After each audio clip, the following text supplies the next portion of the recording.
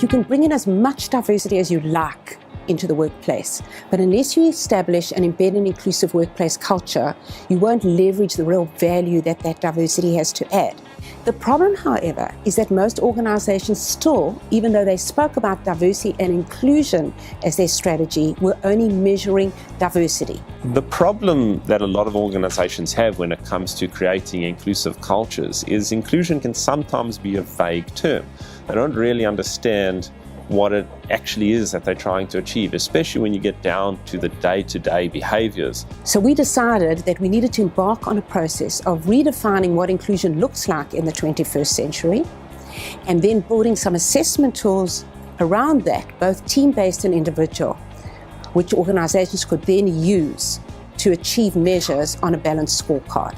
One of the tools that Symmetra has worked with us on is their ILI 360.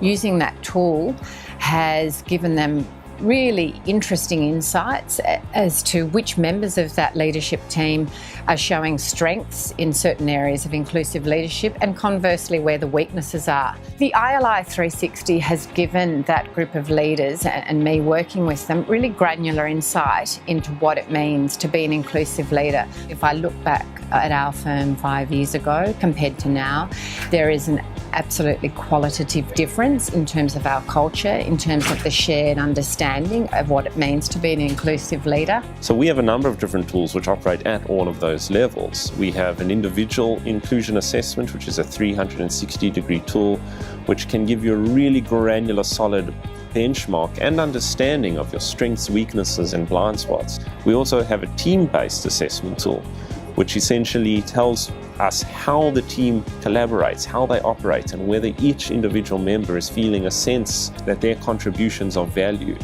What our tools help people do is get a really clear definition. This is what inclusion looks like. This is where the gap is. This is what you can work on.